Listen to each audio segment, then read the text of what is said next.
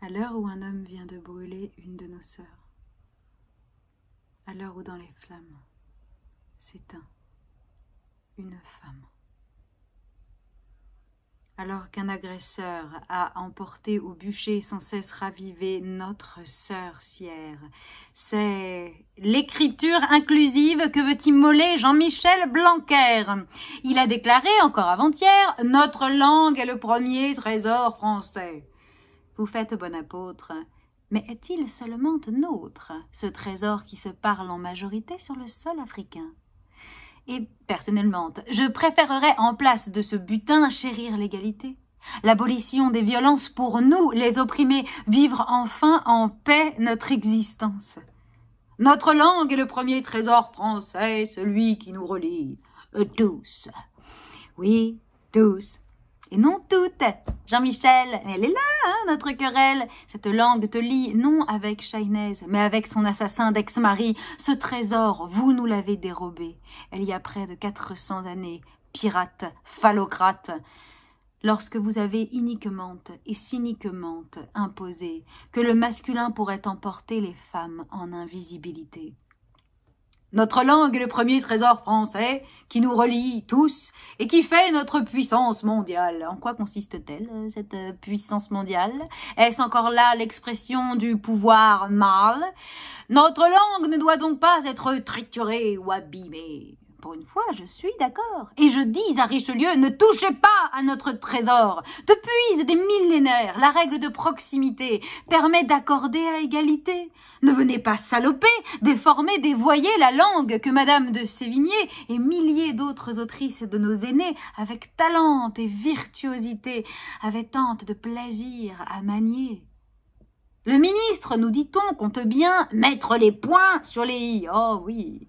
Si avec le médian, vous êtes si méfiant, médisant, en revanche, dans notre chair, on sait tous les jours, monsieur Blanquer, votre propension de mal à mettre des coups de poing alentour, et sur ce i bâton qui fait son grand retour. Notre sinistre de l'éducation caracole. Il veut interdire l'usage de l'écriture inclusive à l'école. Sous prétexte de ne pas abîmer la langue, il maintient les femmes dans l'abîme et laisse un cardinal décédé continuer de décider la manière de la saccager. Car ce sont les sbires de son éminence, les rances croutons de l'Académie, qui ont ainsi privé l'humanité de sa mie, de sa moitié. Nul génocide n'est possible sans propagande. Et lorsque les garçons entendent, encore et encore, qu'ils l'emportent sur les filles et les femmes, ne nous étonnons pas de ces crimes infâmes, de ces féminicides qui devraient concentrer, monsieur, toute votre énergie pour les plus jeunes éduqués, au respect et à l'égalité. Plus aucun Mounir ne doit pouvoir se dire « je l'emporte sur une Chahinez et je peux la tuer si je veux qu'elle se taise ». Oui, le langage structure la pensée et les pensées entraînent les actes. Les mots ont cet impact, et vous la savez, vous, les masculinistes, qui nous l'avez confisqué. Mais nous ne vous laisserons pas faire, monsieur Blanquer. Faites donc des règles, Jean-Michel. Nous ne respectons que celles menstruelles. Et nous continuerons d'apprendre à nos enfantes le droit de la résistance à l'oppression, mis en avant, vous savez, dans une certaine déclaration. Nous continuerons de clamer que lorsqu'une règle est injuste, et fût-ce en grammaire, monsieur Blanquer, on n'est pas tenu de la respecter. Chahinez, vous nous manquez. Et puisque, monsieur Blanquer, vous instrumentalisez les personnes en situation de handicap, qui ont pourtant bien d'autres difficultés, sur lesquelles en revanche vous jetez une cape d'invisibilité, afin de discréditer l'écriture de l'égalité, en tant que dysorthographique patenté, habitué au 0-42 en dictée, non, ce n'est pas une note que je viens d'inventer, parce que par une orthographe élitiste et une grammaire masculiniste, toute ma vie j'ai été perturbée, marginalisée. Voici la merveilleuse solution que j'ai trouvée. Cessons de nous emmerder avec l'inclusivité, c'est vrai, et pour 400 ans rattrapés, allons toutes féminiser. Comme plusieurs d'entre vous, mes sœurs me la demandent, voici la manifeste de la féminine universelle, publiée récemment dans le livre Droits humains pour toutes et complétée depuis.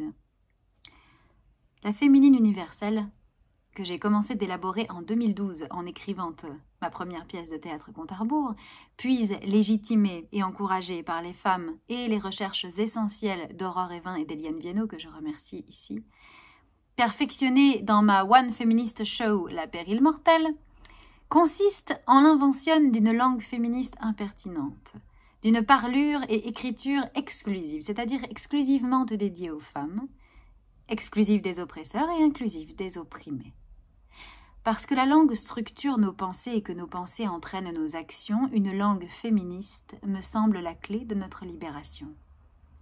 La féminine universelle est ma proposition artistique, littéraire et militante, unique, singulière, mouvante. Elle est ma proposition créée, nommée, théorisée, de manière précise, personnelle, subjective. Elle est un outil de lutte féministe, de sororité appliquée et d'amour propre, pour ouvrir des horizons de possibles heureuses en paix, pour changer le monde. Elle n'a d'autre prétention.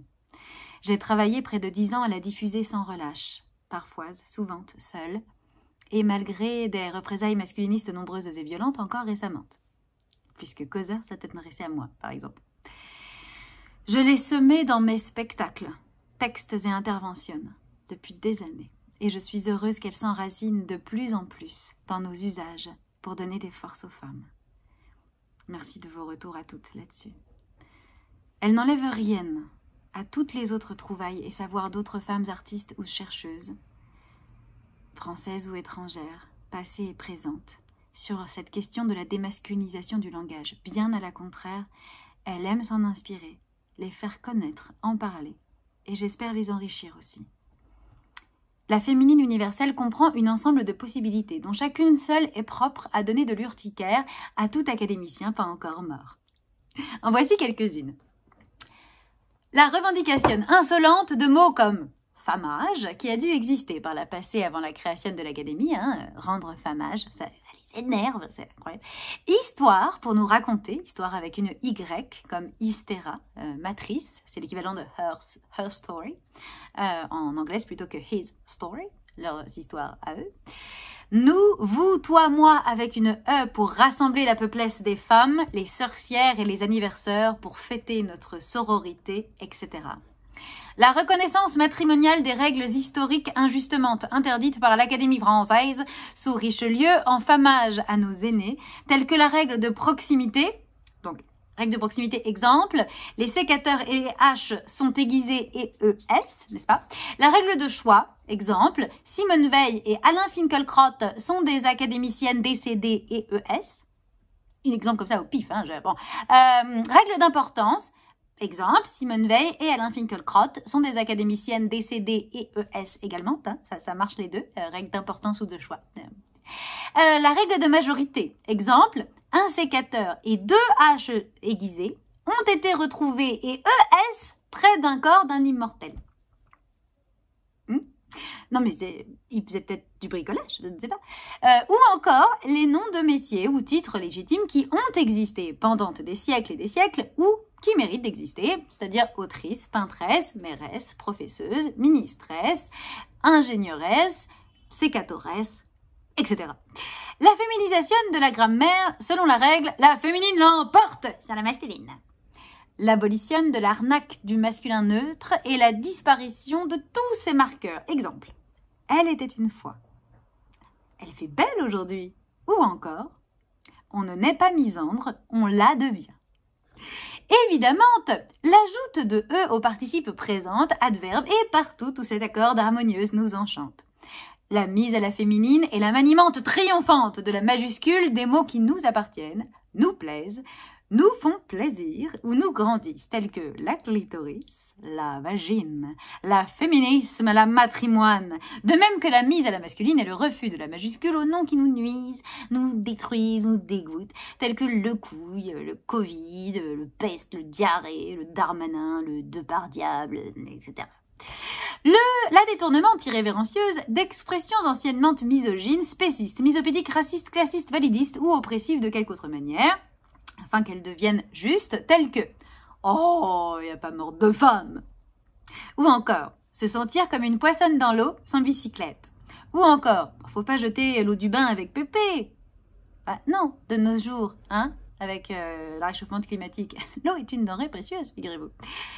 Et toute autre liberté féministante qui semblera signifiante ou émancipatrice à l'autrice, ou simplement qui lui plaira. En effet, les instigateurs de la masculinisation du langage sous Richelieu ne s'étant pas encombrés de logique ou d'objectivité dans leur sinistre tâche, nul n'y est à son tour tenu dans la riposte.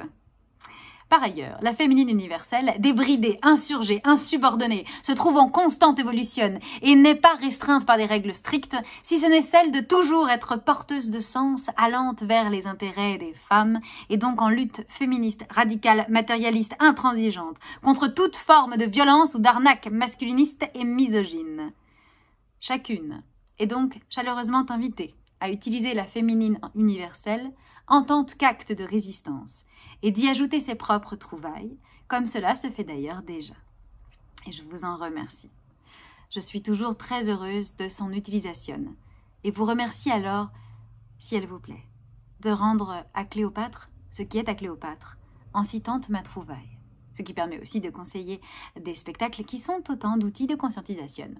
Car affirmer la maternité de nos œuvres à chacune consolide notre matrimoine commune, toujours en train de naître, puisque la matrimoine, ce n'est pas que la passée, c'est la présente qui se crée, et participe de nos luttes féministes et sorores contre l'effacement et la mise sous anonymat, qui menacent toujours les créatrices, croyez-moi, ainsi que contre l'appropriation et l'instrumentalisation de nos inventions de femmes, de féministes, par des hommes, et à nos dépens.